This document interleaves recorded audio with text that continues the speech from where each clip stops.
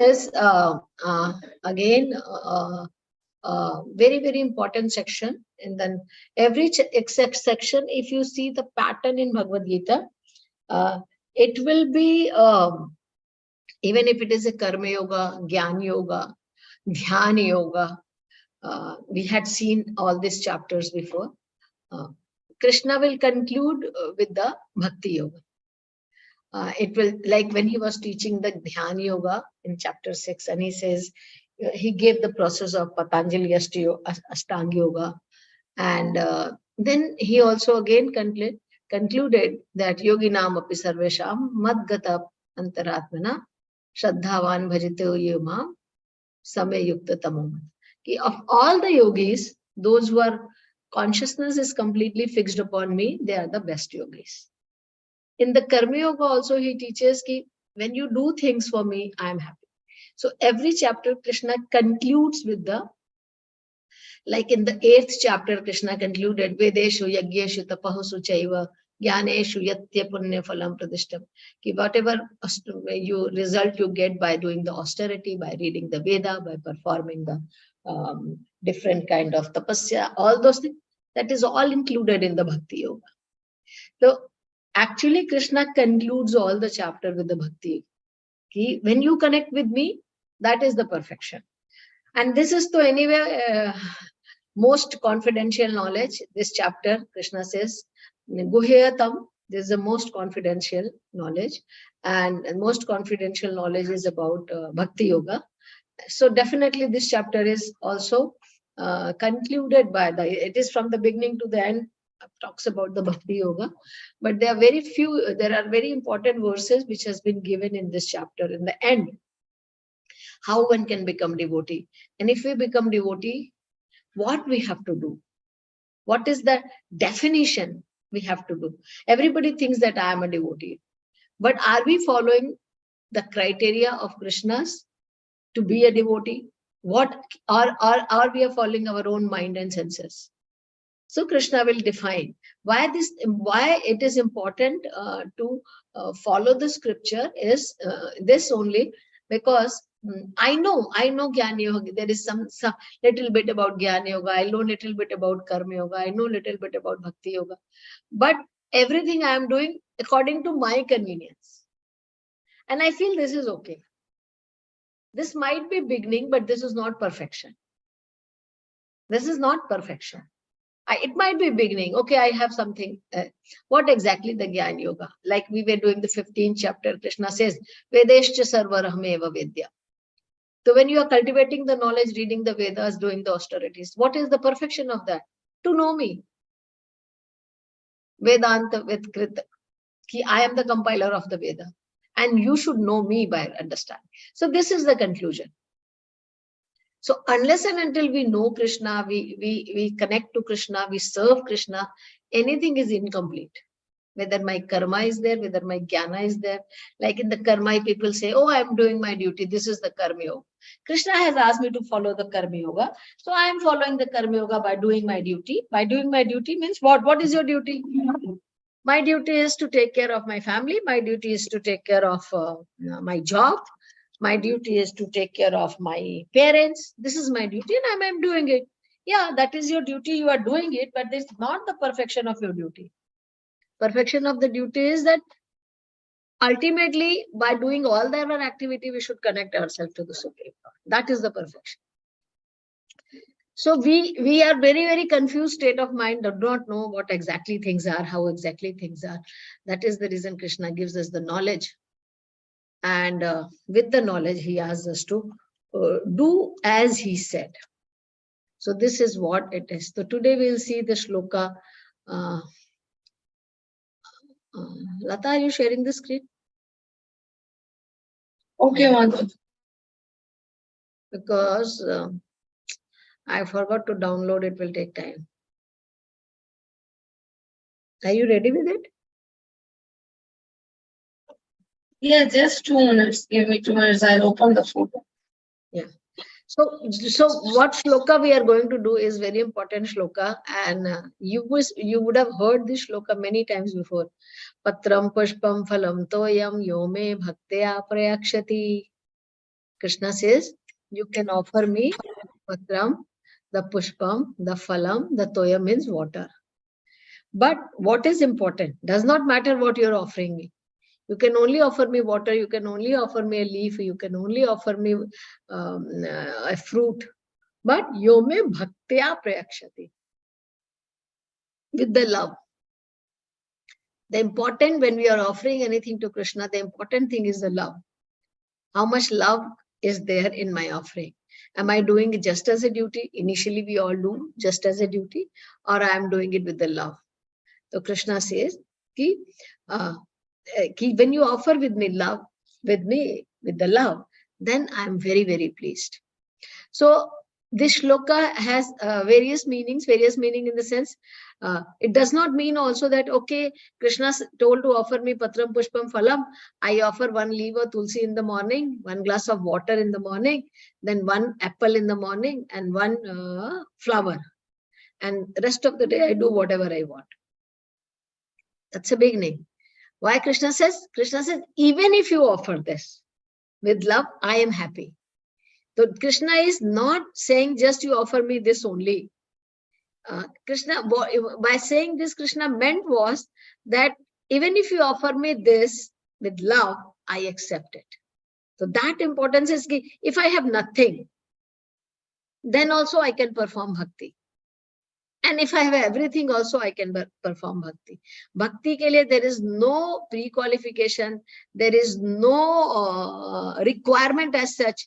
Like if I am worshipping the demigods, then the process is so difficult that I have to have so many ingredients to do the yajna and havan. And okay, I got it. I'll share it now. So so many things are required. Even if you do a simple worship to the demigod, there is so many things required to do the process. But when we are going to share, yeah. But when we are doing bhakti, you need a brahmana, you need the ingredient, you need the there's a long list of doing things. But in the bhakti, Krishna says, even if you have nothing, so sometimes we think, oh, I cannot do all this big austerities. I cannot do this big havan. I don't have money to perform this puja. Krishna says that does not matter. Even if you have nothing, also you can worship me by these simple things. Patram pushpam phalam toyam. Even if you give me these things also, I become very, very happy and accept it. But only thing is, you should give me all this with the love. So, one second.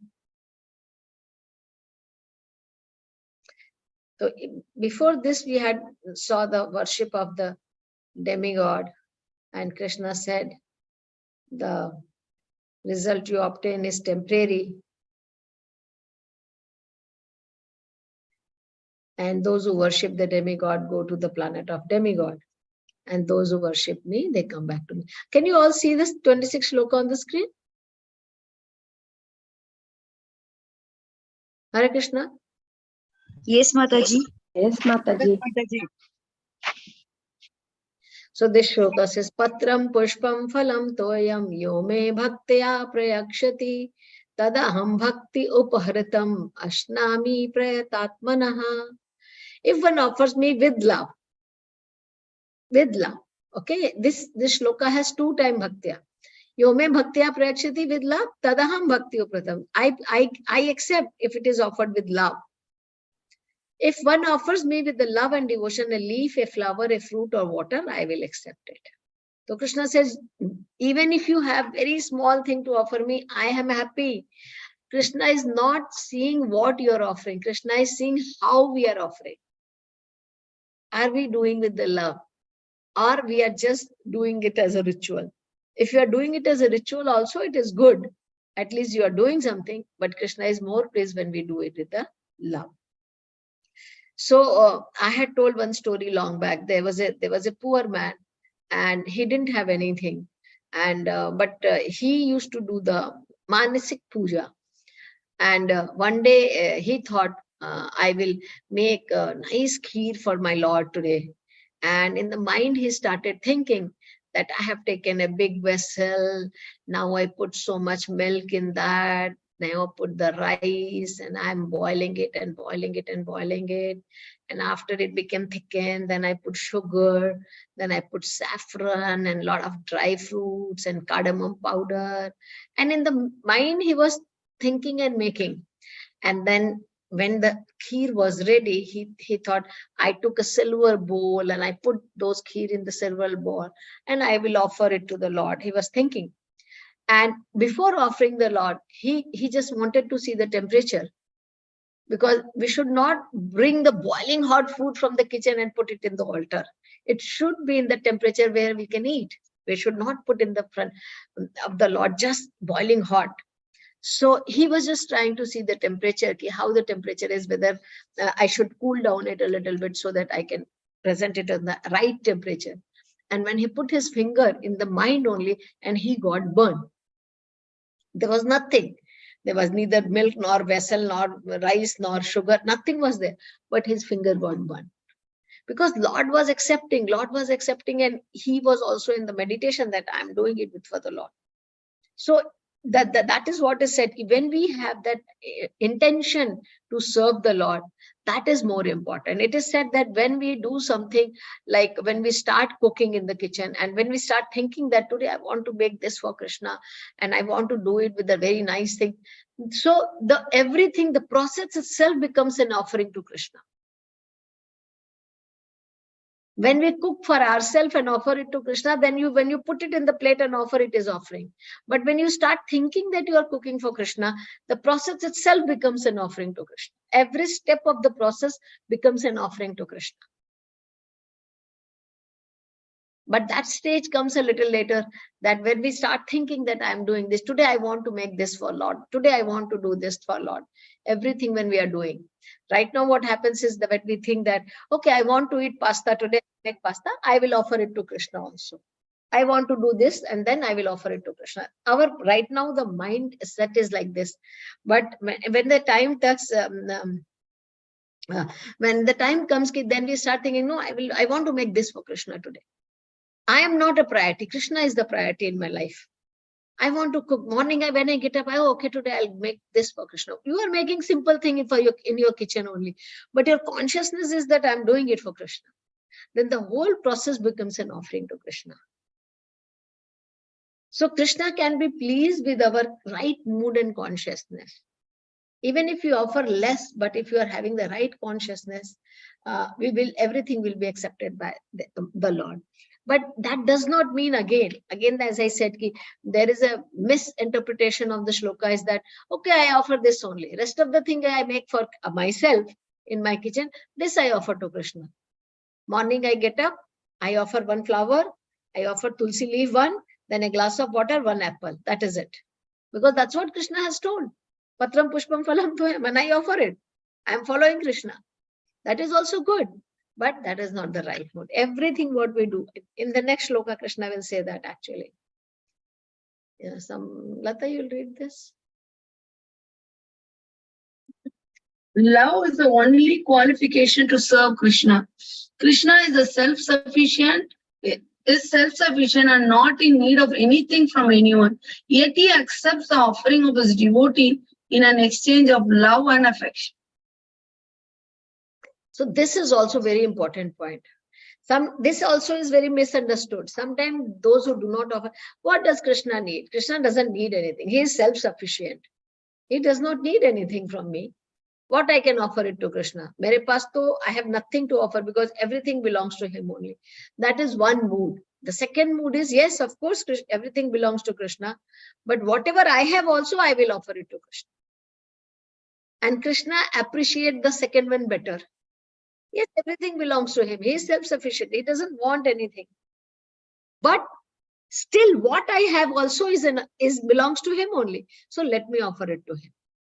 And that is more about relationship. That is more about relationship, loving relationship. Like it is understood by a simple example, like if the father's birthday is there, a small child takes the money from father only and gets a card for him and gets a small cake for him and say, Papa, I have brought this. Papa becomes very happy, not with the cake, because he knows he has taken money from me only.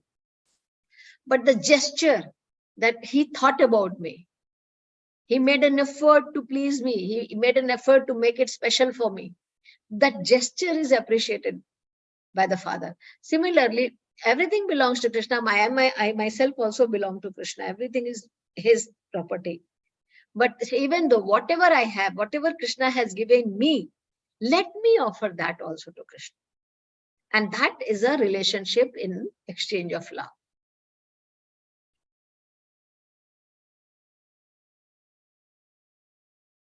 No one is barred from bhakti because it is so easy and universal. Even the poorest of the poor can attempt to do Krishna.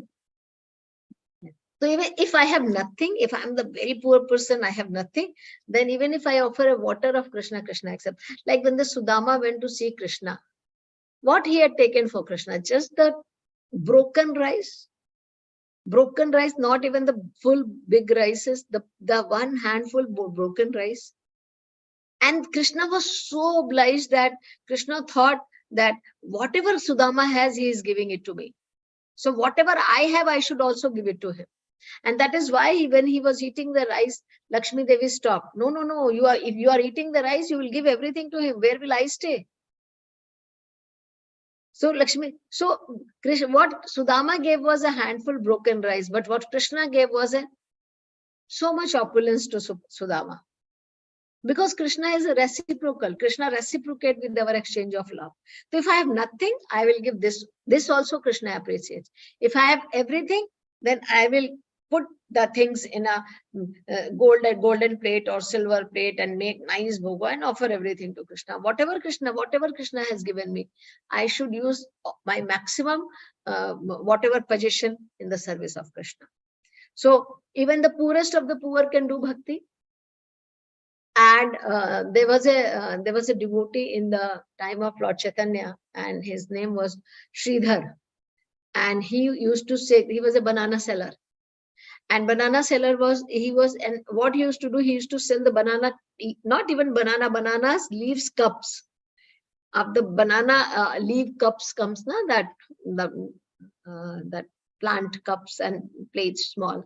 Used to sell that, and whatever money he used to earn, 50% he used to give for Ganga Puja, 25% to the service, 25 little bit he used to keep for himself. Very poor person.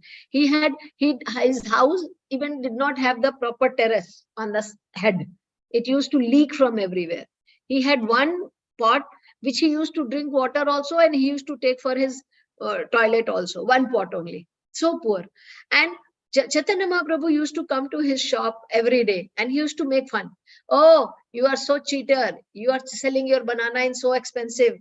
Your plates are so expensive. What is this? You are a cheater. And he used to say, what, Nimai, what you are doing? What you want from me? I want banana. I want this. I want this. He used to say. And he used to give everything to him, whatever he wanted. And then Chaitanya Mahaprabhu, one day he went and he said, I am very, Sridhar, I am very, very happy with you. I want to give you something. What do you want from me? And he said, no, I don't want anything from me. Don't try to cheat me by giving some material opulence. I don't want anything. He said, no, I still want to give something. He said, my request is you like this only, you come to my shop every day and tease me. This is what I like. So he had nothing. He used to give little. Chaitanya Mahaprabhu was so pleased by his service. And the second time, there was a king named Pratap Rudra, and he was the king. And he wanted to have darshan with the Chaitanya Mahaprabhu. And Chaitanya Mahaprabhu's Sarvabhauma Bhattacharya, his one of the associates, came and said, Chaitanya Mahaprabhu, this Pratap Rudra want to see you. He said, no, I don't see the king. I don't see the opulent people. I am a sannyasi. What is my use of going and meeting with those people? I am not going to meet him. And he requested, he said, no, I don't want to see the all kings and all. I am a sannyasi. I should not meet these people. And then he was not ready to meet that. He didn't want to accept the as a guest over there, but he was very happy with the banana seller. So what is important is our mood is important. To serve, mood is more important. Everybody can perform bhakti. Yes.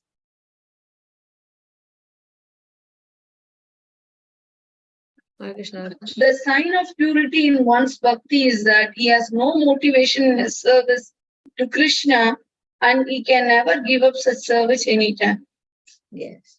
So purity in the bhakti is that there's nobody. Anya abhilashita shunya jnana karma anavritam anukulena krishnanu shililam bhakti ruttama. Anya abhilashita shunya. There, I don't want anything in return to my bhakti. Okay, I'm doing this, I should get this. Okay, I'm doing this, so at least I should get this. At least Krishna should take care of me. At least Krishna should do this much for me. At least Krishna should do this for me. No, no motivation. I am doing bhakti because I want to serve the Lord. It is completely Lord's prerogative what he wants to give me. Whether he wants to kick me or he wants to kiss me, it is completely his prerogative. I have no demand that I'm doing this, at least you give me this one. No, that is a purity of the bhakti. He has no motivation in service to Krishna, and he can never give up such service at any time. And never it happens that, oh, I'm going through some rough, tough conditions, so I just gave up my bhakti because what bhakti has given me? See, so much problem is there in my life. I don't want to continue this. I just want to. The bhakti should not be measured with any other thing. That is a Shuddha bhakti, pure bhakti. I love Krishna unconditionally. That is what Krishna wants to see. That is what exactly Krishna wants to see us, that how much unconditional we are. The moment we become conditioned, oh, I want to do this for this. I want to do this for this. I want to do this for name and fame. I want to do this to solve my material problem or to be, at least this much Krishna should take care, na? I am doing for so long chanting Hare Krishna. At least this much Krishna should do for me. No. Because the devotee has complete faith in Krishna. Whatever Krishna is doing is the best for me. Actually, it is the best for him and best for us, but we don't understand. So that understanding has to come to whatever he is doing. As a child, as he grows, he knows whatever my father has done is best for me. When he was small child, he may think, oh, my father does not give me ice cream. Oh, my father does not allow me to go late night parties. Oh, my father does not allow me to do this. Oh, my father does not give me extra pocket money. He is not good. Other children are getting all these things. But then as he grows adult and he becomes a little bit more mature, then whatever my father did was good for me. So similarly, whatever comes in our life is good because that is what Krishna's plan. And we should completely surrender to the plan of Krishna. And then it is a pure bhakti.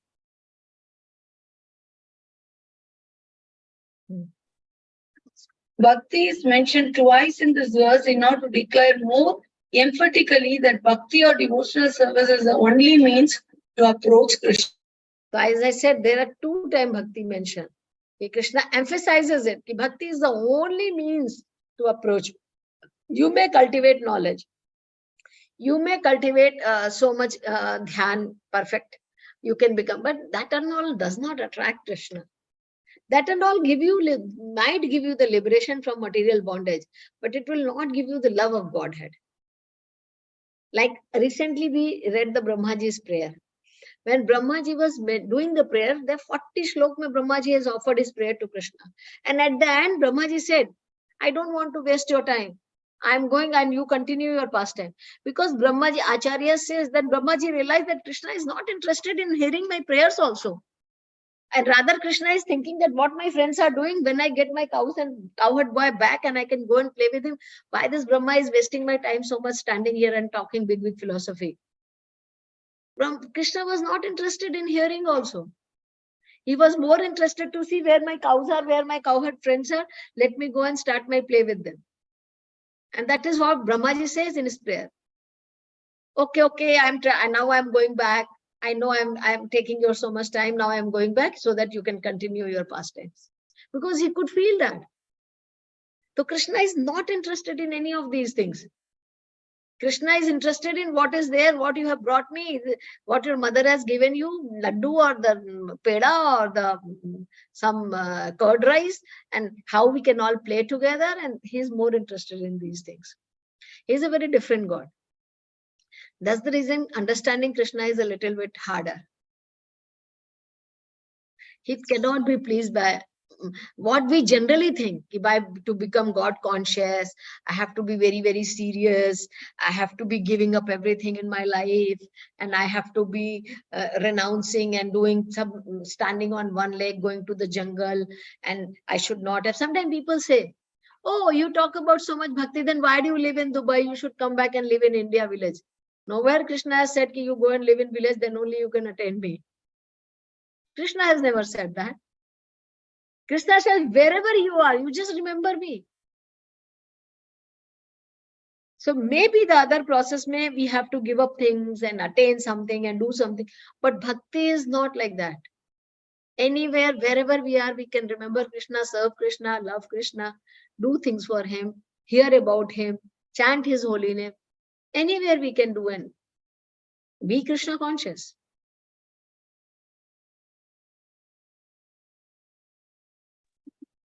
No other condition such as becoming a Brahmana, a learned scholar, very rich man, or a great philosopher can induce Krishna to accept some of it. Nothing can, as I said, nothing attracts Krishna so much as bhakti. If you give with love, and in bhakti, bhakti means love. Bhakti is not dry. That I love Krishna, but I don't do anything. That is also not acceptable. Bhakti means service. Prabhupada has given the name, that's the reason, devotional service. Prabhupada has not given bhakti means devotion only. Because devotion can be dry also. It can be mental speculation also, devotion. I love Krishna, but how do I know that you love Krishna? It is in your mind only. How much pure your mind is. But when I see somebody serving Krishna unconditionally, then I understand this is a pure devotee of the Lord. At all the situation, he is serving Krishna. Then you become an example. Then we see somebody like, oh, this person, even so much difficulty is coming in their life, but he is still fixed in his service to Krishna. So bhakti means devotional service. Without the basic principle of bhakti, nothing can induce the Lord to agree to accept anything from anyone. Yes. The bhakti is not there. Is there any example you remember that Krishna was so much binded by the bhakti that he refused to take the things from others? Any example you remember?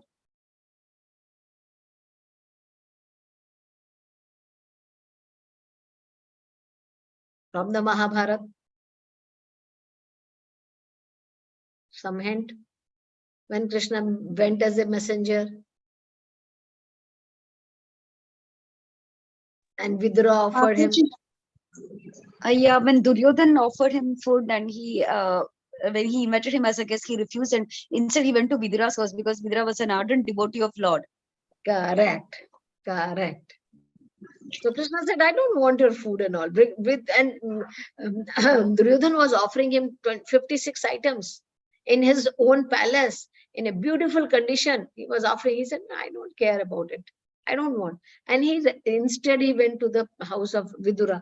And what his wife offered, just the peel of the kale, banana peel. And Krishna very happily accepted that.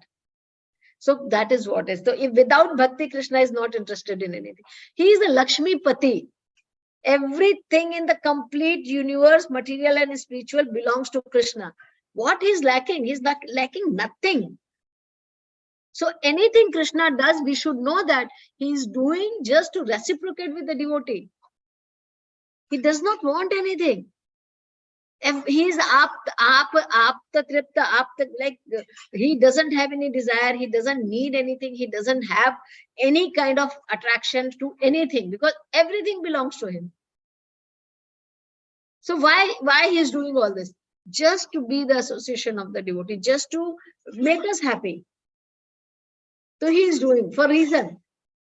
Not that like when the gopis came to see Krishna in the middle of the night, does he has a lusty desire? Oh, we are coming in the night to see me now. Today I will see what all I can do with. No. Krishna is complete. Krishna is considered to be the Atma Tripta. He has no desire for anything because everything belongs to him. But he does this to reciprocate with the love of the devotee. to see that how much you are surrendered unto me. That is the reason he does all these things. So without bhakti, he is not interested in anything. Bhakti is never casual. The process is eternal. It is a direct action in service to the absolute whole. Yes. Never casual, it is eternal. If you do little bit also, Krishna remembers it. And it's a direct action in service to the absolute whole. So first Krishna says, Patram Pushpam Phalam Toyam. Started from there. Now the next shloka Krishna says, that you should do with the love. But I don't have love for Krishna. I'm not having love for Krishna. What do? There in that shloka, Krishna says, Patram Pushpam Phalam Toyam Yome Bhaktya Prayakshat. If you give it with love, I will accept. Now I will say, Krishna, I don't have love for you. Then I should not give you anything. Then Krishna says, everything what you have, you give it to me. Yat karoshi yadashnasi yajyahoshi dadasi yat tapasyasi kaunteya tat kurushva mad arpanam. He said, okay, you don't have love, na? It's fine. Without love also you give me everything. By doing this, some days you develop the love also. So whatever you do, I don't do for Krishna, but I do for myself. Okay, you are doing for yourself now, offer it to me. Whatever you eat, you are not cooking for me. You are not thinking that I'm cooking for Krishna. I am thinking that I'm cooking for me. I'm cooking for my family. Okay, even though you offer it to me. Whatever you offer of charity, sometimes you give some charity. Okay, I don't give in some this thing. For some, so that also you give it to me. I perform some austerity. Okay, that austerity also you perform for me. And everything you do is an offering to me. So this shloka does not talk about the pure bhakti. This is a bhakti, but not pure bhakti. There is a pure bhakti. If you give it love, do it for me alone. That I just want to do it for you, Krishna. That is a different and another platform. But we are not at that platform. Every time I just think about Krishna and everything I do, I just think, oh, I'm doing it. We are not at that. Okay, then second level. Whatever you are doing, do it as an offering to me. Think about me while doing. Okay, you thought that I'm cooking for my family. Okay, while thinking, okay, you chant my name. After making you up, put and offer it to me.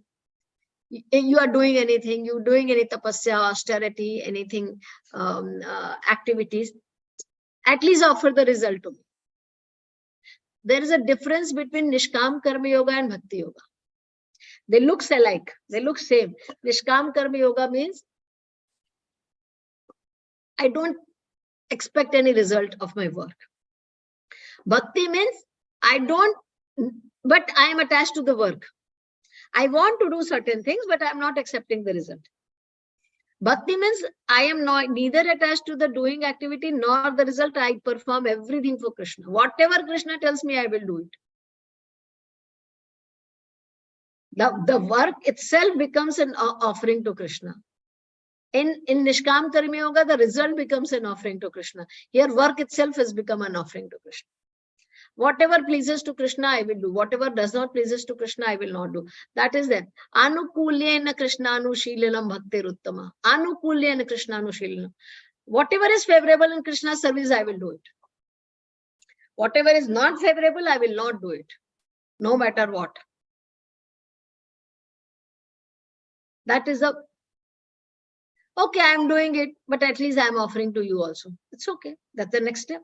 At least something you are doing, something is better than nothing. That is this thing. So whatever activity, we are in the stage right now, we are probably in the stage of where whatever we are doing, we should try to offer the result to Krishna. Slowly, we will come to the stage where we will start offering work also to Krishna. Right now, we are offering to result to Krishna. What will happen? Okay, everybody says offer. What will happen if I offer everything to Krishna? So I'm maintaining my body. I have to do some work. I have to do, everybody has some defined work for them as a man, as a woman, as a child, as a whatever. So whatever duty has been given to me, the work I am doing, I will offer the result to the Lord. What will happen? Yes. Thus, it is a duty of everyone to mold his life in such a way We will not forget Krishna in any circumstance. Yeah. Everyone has to work for maintenance of his body and soul together. And Krishna recommends herein that one should work for him. Everyone has to eat something to live. Therefore, we should accept the remnants of the foodstuff offered to Krishna. So this is the first lesson we learn when we get connected to ISKCON. Okay, you are cooking at home. Okay, you start offering to Krishna. Okay, you are doing this, start offering it to Krishna. You are going to work, the results you offer it to Krishna. Start offering the result. Get yourself everything connected to Krishna. Because we all have to do some work. We cannot be any jobless or workless. We cannot be without doing anything. We have to do something. Start offering the results. Start getting connected so that I can remember Krishna all the time.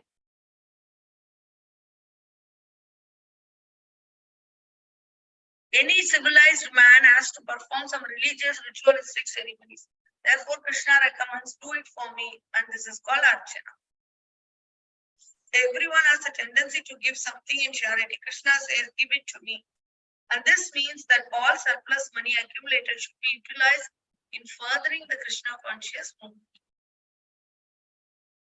Yes. So we should do charity. Purushottam month also we should have do charity. Otherwise, regularly we should do some charity and use some of our Lakshmi in the service of the Supreme Lord. So in distribution of prasad, distribution of books, some temple is getting open somewhere, we should try to help them to open the temple. We should try to give some Lakshmi to maintain the temple. So like whatever, we should do some charity. In whatever money we are earning, we should utilize some part of it in the service of Krishna. What will happen by doing this? If I'm doing this, when I'm offering the result to Krishna, and whatever activity I am doing, and I'm doing it for Krishna, what result I will get? I gave my money to Krishna.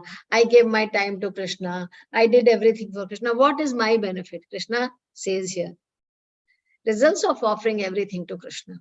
Shubha Shubha Falare Moksha Se Karma Bandhanai Sannyasa Yoga Yuktatma Vimukto Mamupashyasi.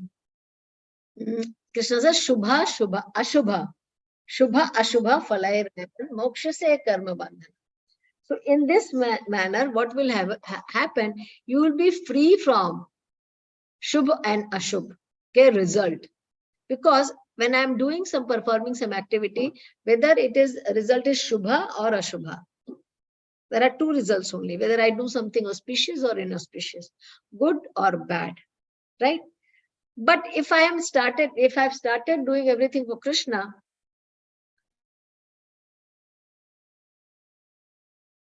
when I'm doing everything for Krishna, I become free from both the results. Karma bandhan. We become free from the bondage of the work of good and bad. That the bondage is all about the reaction of our action. That is the bonding. All our reactions are bonding. These are a bonding. So I will become free. If I started offering all my result to Krishna, then Krishna says, in this way, you will be freed from bondage to work and its auspicious and inauspicious result. You will be free. With your mind fixed on Sannyasa Yoga Yuktatma. Sannyas means when you renounce your activities, and yoga means and connect to Krishna. So here we are talking about the sannyasis, not only those who have renounced their activities, but also they have fixed their mind on Krishna. So they have renounced the activity, one thing, but they have fixed their mind to Krishna. Sannyasa Yoga Yuktatma Vimikto Mamupashyasi. With your mind fixed on me in this principle of renunciation, you will be liberated and come to me. With your mind fixed on me in this principle, you become renounced. You become renounced means you are not attached to any of your activity. You have given up your material activity, but you have also fixed your mind upon me. With this consciousness, you will Vimikto Mamupashyasi. You will become Vimukta. Vimukta means liberated, and you will come back to me. So even if you are not becoming sannyasi by wearing orange robe, when we give up the activities result, we are like sannyasis. we are not attached to the results of our activity, and my mind is fixed on Krishna, whatever I am doing, I'm thinking that I'm doing it for Krishna, it is like a sannyasi. Sannyasa is a word where it means that renounce the material things to fix your mind upon Krishna. So even though we are not wearing, and my consciousness is like that, I'm detached to my material thing and attached to Krishna, then it will help us to be liberated. There will be no bondage of the results of my activity.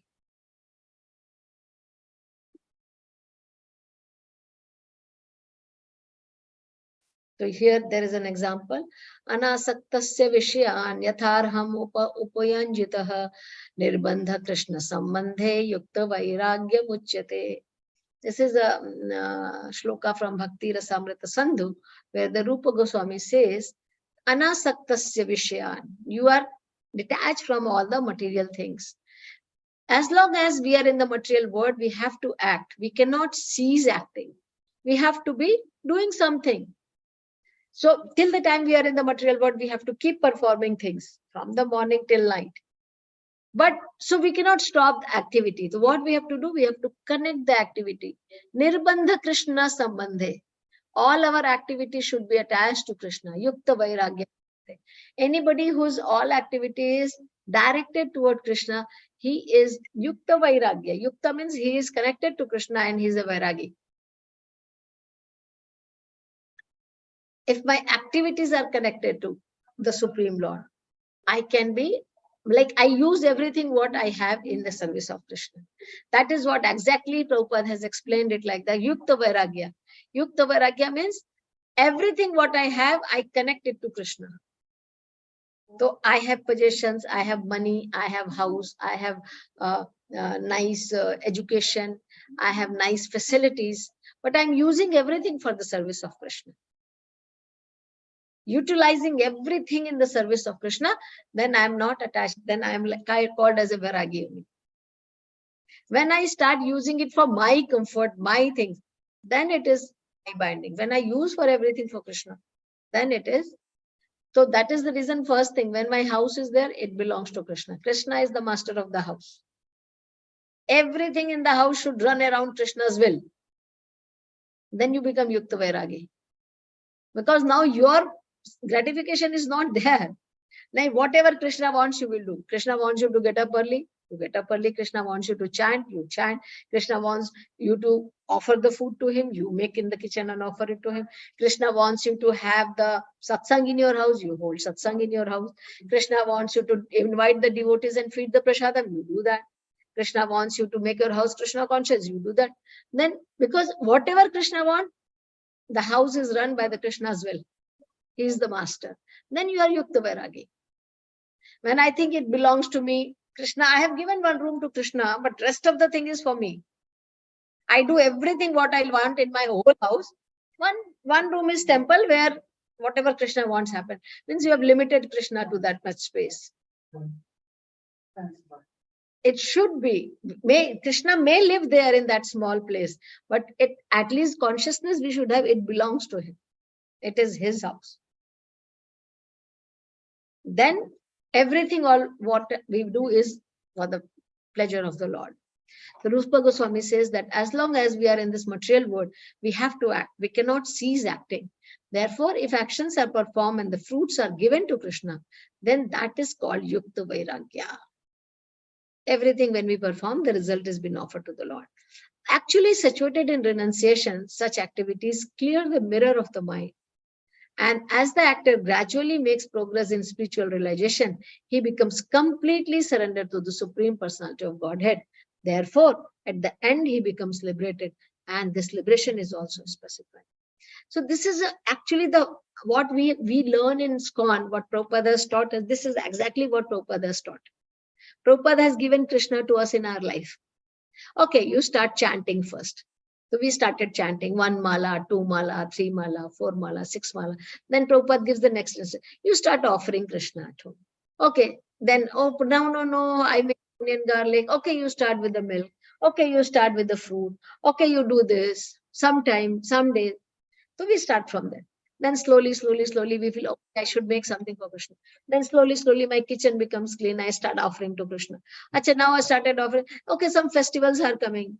Oh, Janmashtami is coming. Oh, Balram Jayanti is coming. Okay, Radhashtami is coming. Okay, this festival is coming. Gaur Purnima. Okay, I'll start serving Krishna in those days. Slowly, slowly is all introduced to us. Slowly, slowly, slowly it gets into our life. So initially, probably we were not very keen. But over a period of time, we become so attached now that we are so keen to do it. So that is how it becomes, slowly it enters and makes its place slowly, slowly. And once we become complete progress and we understand, oh, this is the best thing I'm doing in my life. Before this class, I was discussing with some devotee. If you practice Krishna consciousness sincerely, like if you are chanting, if you are reading, associating with the devotees every day, hearing Bhagavad Gita, Bhagavatam, and if sometime you are not able to do for some reason, maybe you are not in town, maybe you have some guests, maybe your health is not good, you will feel so much discomfort. Oh, I am not doing it. Oh, I'm missing it. And when you come back here, you feel, oh, this is what is my life. I'm so happy now. Have you felt this ever in your life? Yes, ma'am. Many times. Many times. Yeah. You don't miss so much the material thing. Material thing, maybe you do not, when you are there, you enjoy, but you don't miss. But this, definitely you miss it. Because so much intimacy is there, connection is there, so Krishna's mercy is there. We miss this. Oh, I was doing, I went out, I did this, and it's all okay. But when I came back here, oh, this is what is my life. Now I am completely happy and satisfied. So this is what happens in everyone's life. So that is a progression. That is a progress. So what lesson we learn here? When a person is bound up with shackle, he cannot release himself. Neither can someone else who is tied can help. Lord and devotees eternally liberated open our shackles. So we are all bounded with the shackles of so many things and our anarthas, our desires, our karmas and all. And everybody else is also bounded around me. Who will open whom? Everybody is tied. So a liberated person has to come in our life to liberate us also. Give us the freedom.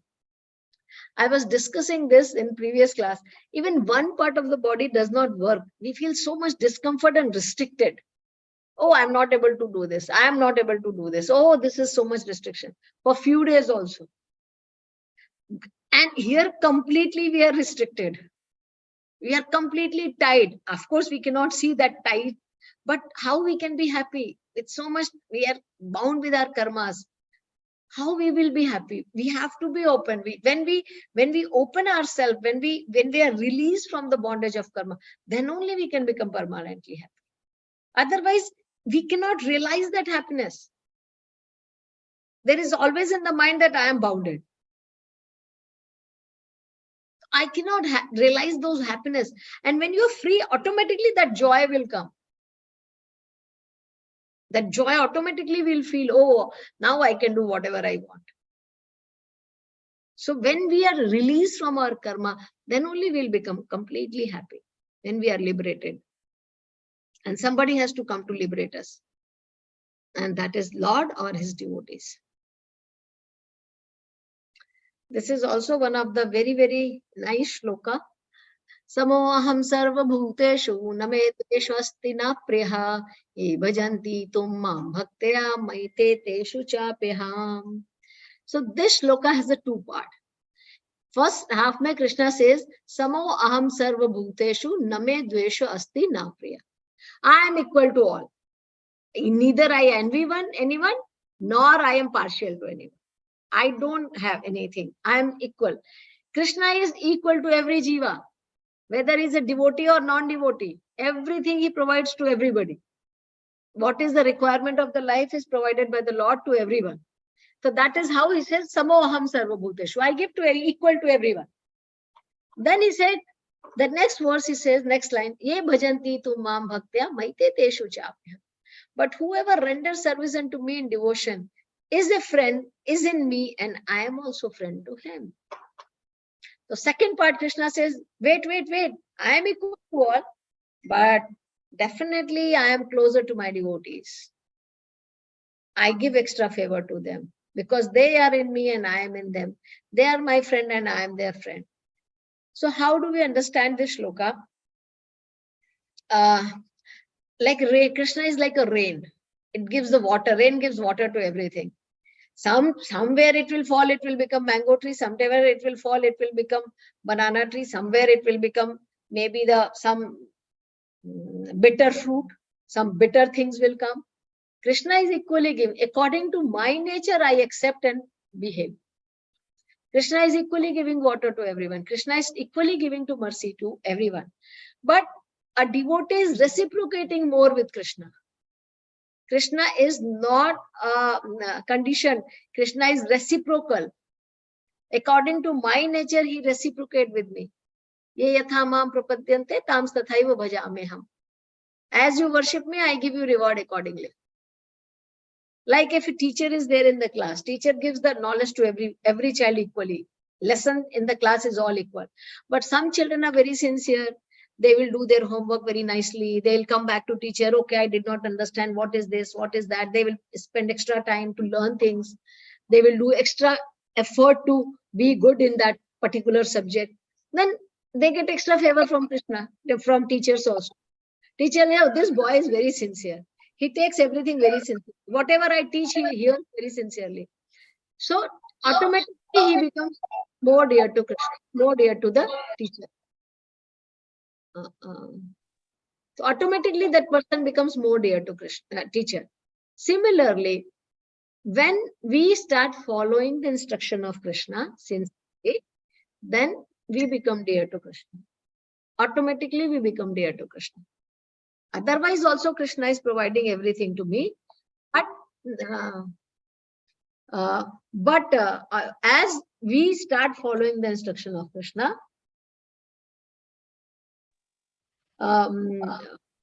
we get extra favor from the Lord. Then we start getting extra favor from the Lord. So this is Krishna's special mercy to his devotees. And that is what he says, my devotees are very, very dear to me. Because they have given their life to me, so I am bound to take extra care of them. I am bound to take extra care of them. The whole process of Krishna's coming in this world is to reciprocate with the devotees. Krishna does not come to kill the demon. Krishna does not come to establish the religious principle. That can be done by many other people. Krishna comes only to reciprocate with his devotees. Exchange the loving relation with the devotees. That is the major reason for coming Krishna into the material world. Dharma sanstapna karne ke liye to he can send any religious leader, he can come and establish the principle. For killing the demons, he can take one tsunami, one thing, one heart attack, and all the demons will be killed. What is the Krishna doesn't have to come and kill him in person. No. Krishna kills only when he sees that by killing this person, my devotees is going to be happy and my devotee is going to be liberated, or my devotee is going to get the protection. Otherwise, Krishna doesn't bother killing and all. That is not his primary reason to come into the material world. Krishna only comes to reciprocate with his loving devotee.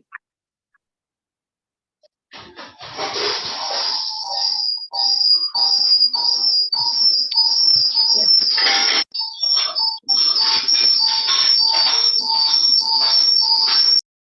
Hare Krishna. Lata, you there?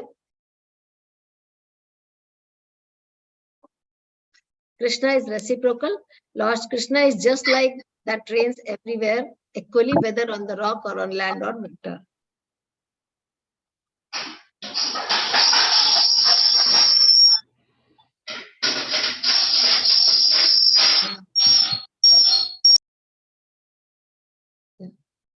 But for his devotees, he gives a specific attention. That is not discrimination, but it is natural. Like Prabhupada writes also that if a person is a very rich person and he is a very generous, he gives donation to everyone, he gives charity, does a lot of charity, but he keeps extra money for his own children. He does for others also, but at the same time, he has protection for his children first. Okay, this is for my children, this is what I'll give it to others.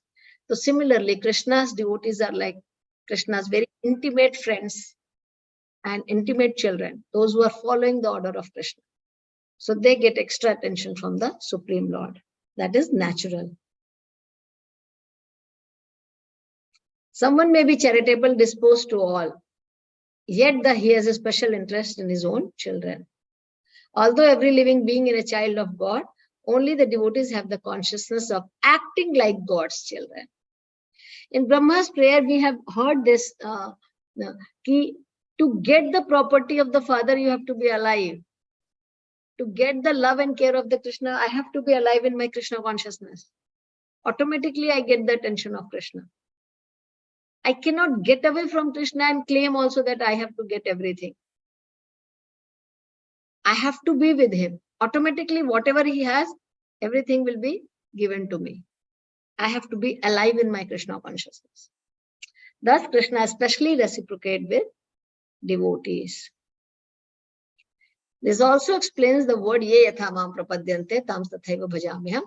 Whoever surrenders unto me proportionately, I take care of them. Krishna is reciprocal. This transcendental reciprocation exists because both the Lord and the devotees are conscious. When a diamond is set to a gold ring, it looks very nice. The gold is glorified. And at the same time, the diamond is glorified. The Lord and the living entity eternally glitter. And when a living entity becomes inclined to the service of the Supreme Lord, he looks like gold. The Lord is like a diamond, we are like a gold. When the gold is fixed with the diamond is more precious, but the gold also gets the glorification because it is with the diamond. Yes. So we'll do this shloka, one last shloka today.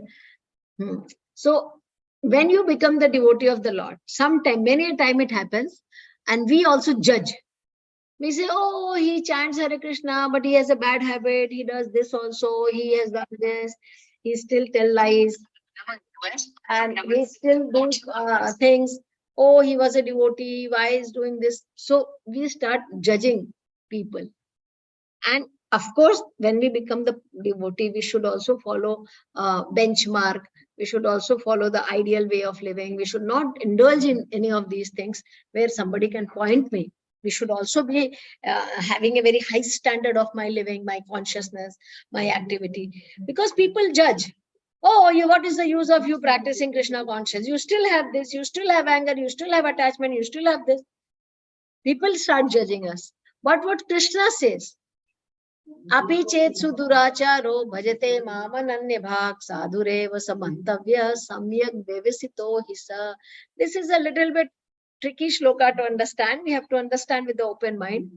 Even if one commits the most abominable action, if he is engaged in devotional service, he is to be considered saintly because he is properly situated in his determination. So Krishna says that a person, if he takes the process of devotional service and if he make a mistake, also he should be considered as a devotee only. Why? Because now he has taken the process slowly. See, we are living in the material world. So even for a devotee's life, Maya's effect is there. Sometimes with the effect of Maya, we fall down. But since we have taken the process and we are in the process, with the help of Krishna, with the help of holy name, again we will overcome that. There is a hope. Krishna has said, Sadhureva samantavya. Because now their mind is fixed upon me. Now their activities are fixed upon me. Maybe by mistake they have made mistake and fallen down. But they will improve. They will improve. But the same time, we should not think that, oh, I have become devotee, I have a right to perform all the activities, which is bad. No. If I do naam ke bal pe paap karna is an aparadh. Doing the sinful act in the strength of the holy name. Oh, holy name is very powerful. I can make all the sinful act and overcome with the holy name. If I'm having that kind of mentality, then we are not excused by the Lord. That is a sin. That is an offense. But if I'm practicing devotional service, but somehow my some senses force me to fall down or something happened in some association, I made mistake, but I'm very regret. I have a regret about it. I still continue my devotional service. So I will overcome this. Krishna gives this opportunity to overcome that. Understanding this? By mistake, if there is a mistake happen, because we are all doing, like sometimes people come and say, oh Mataji, I was doing Ekadashi, but I ate the, today by mistake, I ate the some grain in the morning. What do? We say, koi baat nahi, continue your Ekadashi after that. By mistake you did, no, it's okay. Once sometime in the by mistake you did it. Oh Mataji, Ekadashi tha today, I forgot only completely today's Ekadashi. Okay, do it on Trayodashi. So like that it is, because your intention is not bad, but somehow you did it. So there is an opportunity, okay, you continue from there. No, I will eat today and then I will do it on Trayodashi because today is a party. I am going to the party. Ekadashi is today and I should enjoy the party. So I will not do Ekadashi today. I will do it on Trayodashi. That is not right mode. The offense is not excusable, but mistake is excusable. If I made a mistake, by mistake I did it. By mistake I told somebody something wrong. I should have not, and I have a regret about it. No, I should have not done. Then Krishna says, okay, now you will overcome. You do continue your devotional service, you will overcome it. So excuse is there for our mistakes, not for our offenses. So if by mistake I do some mistake, then it's okay. Krishna says, okay, continue from there. It's not that now completely stopped. Like sometimes devotee says, oh, by mistake I went there. I did not know there was a garlic in that and I ate the garlic. I ate the vegetable he sold. Like it happened with many times. You go some hotel and all, you tell them 10 times, I don't eat onion garlic, but still they bring something has onion garlic and you ate in the faith that it is not there. But when after eating you realize, no, it is I have garlic, then you leave it. Okay, fine. Now on, I will not eat. That's okay. So by mistake, if you make a mistake, it can be taken care by the Lord. Not that I made mistake purposely and asked for this thing. That is not. So here Krishna is talking about the devotee, like those who are ananya bhav se they are doing bhakti, but they made some mistake in their life. I will give them the opportunity. Like we have a story of Bharat, Jal Bharat. He was state devotee at the stage of bhava. And he got attached with the deer and he became deer. But then Krishna made him remember in the deer body also, he remembered that, oh, I made this mistake. I was such a big king and I was such a renowned rishi and I became like that. And then Krishna gave him the next life and he brought him back to him. So there, if at that stage we make some mistake by chance, then Krishna excuses us.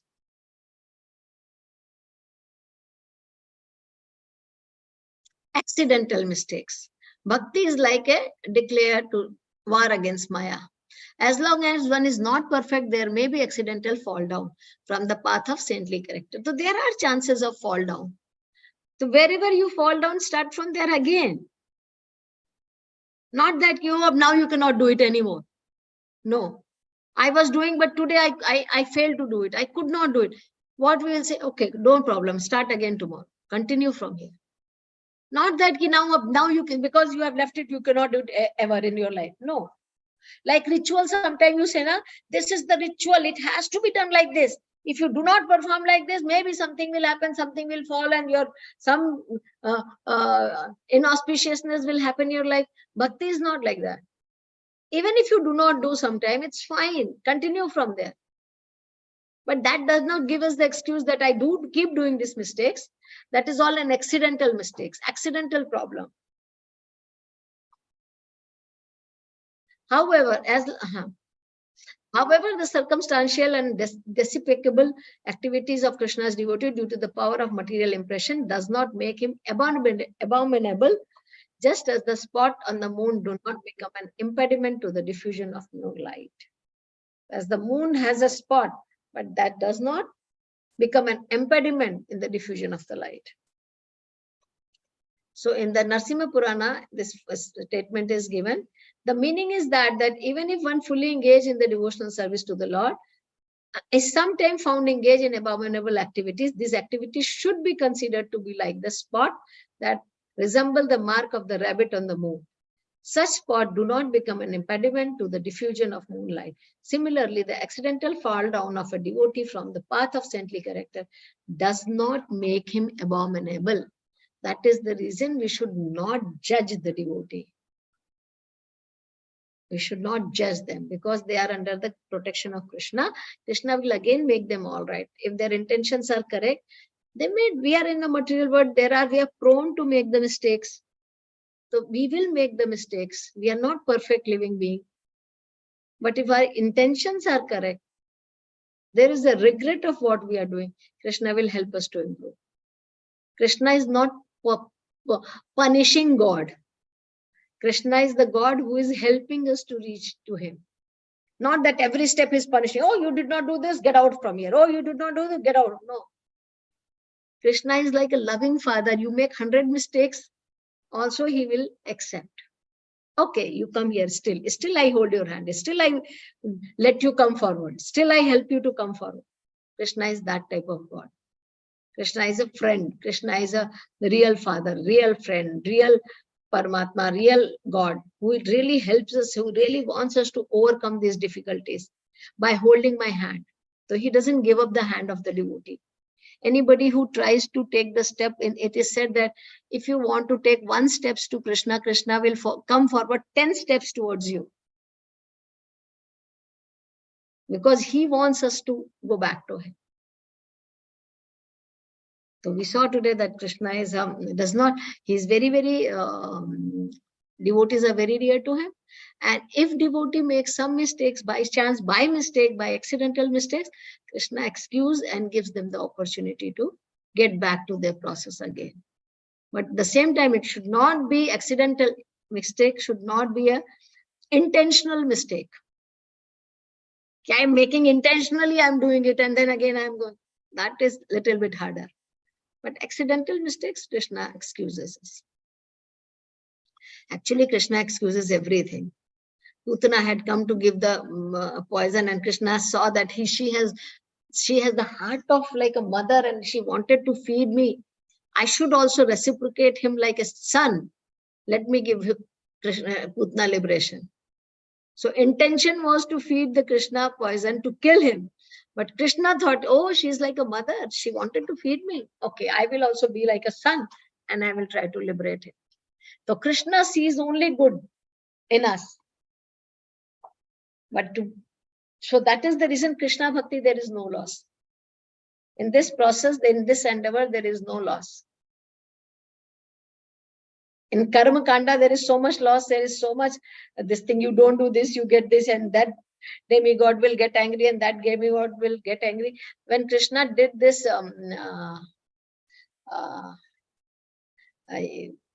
what you call Indra Leela, where he lifted the Govardhan, he wanted to teach that demigod worship is not important. They become angry for every now and then. You should stop them worship. You should worship me. They become angry for every small and big thing, and they'll start giving you the reaction. Oh, you did not do this. Oh, you did not. Krishna is not like that. Krishna is like a loving father. He's always there to help, always there to love us. We'll stop it here. Any question, comment? We'll continue.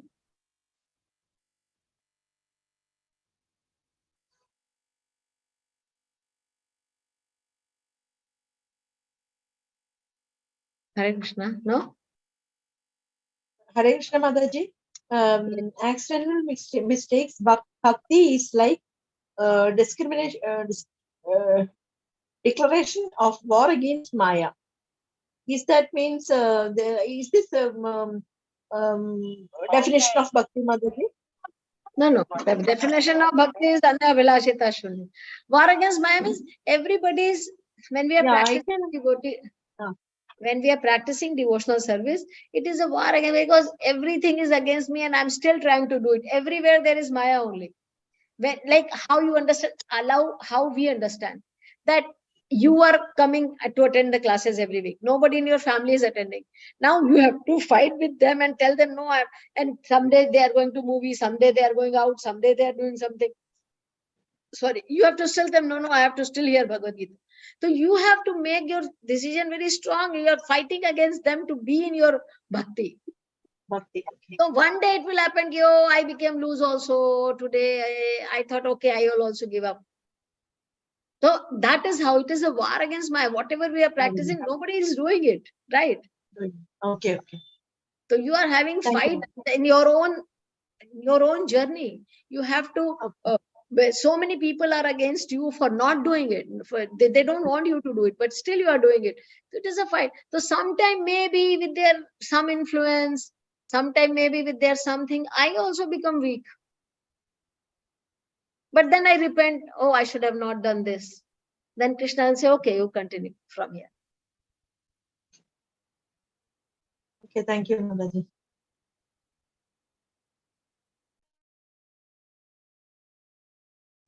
Hare Krishna Mataji.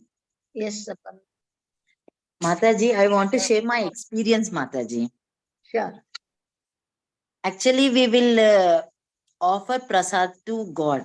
Daily, I used to do whatever it is, whatever I cook, immediately I'll say Hare Krishna and I'll keep it and then I'll do my work. And after that, but according to my surprise, every month or every week like that, I used to go to temple. So no one asked me to come and eat food. But one man, when I was walking from there, he said, Amma, come. First you have prasad and then go. He was back of me. I said, no, I'll have at home. You just go. It was Sunday. So he said, you come. My husband said, okay. He's requesting so badly. Let us go. So they feed us. So I was surprised. Every time I'll move there, but no one invited us. Then I thought, okay, this may be the effect of it. So Yes. we was very bad. My husband was pleased with that man. God is offering us, now let us have prasad. And rice, what is all dal, rice, pulhora, daddojannam, everything they gave us. It was really, I was surprised. Okay. Yes. It may be the effect, Mataji. In the temple, you are the Krishna's guest. There is one story. Maybe I'll tell you tomorrow. Today is late. How Krishna takes care of his guest. When you become friend of Krishna, Krishna became obliged when you go to see him, because Krishna say, oh, my friend has come. What should I do for him? And there's a very story of Jagannath. I will tell tomorrow. Remind me. I will tell that story. How he welcomed his friend there in the Jagannath Puri. Okay, Mataji. Yes. Thank you, Mataji. Hare Krishna. So these small things gives us the our faith becomes stronger. Then our mood becomes more clearer that okay, I should do it more nicely, because there is a reciprocation. That's what we said. Krishna is a reciprocal God, and he reciprocates with each entity differently. It's not that everybody will go to temple, he'll get prasad only. He will, some other way he will reciprocate with other devotees. Some other way he will reciprocate with other devotees. So he has a different ways to reciprocate with different people. Everybody not say, oh, I am also offering. I didn't get any prasad when I went to temple. Nobody called me for prasad. So maybe God is not loving me. No, Krishna has a different way to reciprocate with you. Every individual, every jiva has a special relation with Krishna, and Krishna has a special way to reciprocate with him. He will have realization somewhere else. It's true, Mataji. Thank you very much. Hare Krishna. Hare Krishna Mataji. This is Yes. the first time I am attending. I'm a new attendee, a new participant. Welcome to the group. Thank you. And I really enjoyed this very much. Thank you. Hare Thank Krishna. you. Hare Krishna. Tomorrow again we have session. Yes, I'll be there. Hare Krishna. Thank you, Mataji. Hare Krishna. Hare Krishna. Hare Krishna Mataji. Thank you. Hare Krishna Mataji. Thank you, Mataji. Hare Krishna. Hare Krishna Mataji. Thank you. Hari Bol. Hare Krishna. Hare Krishna to everyone.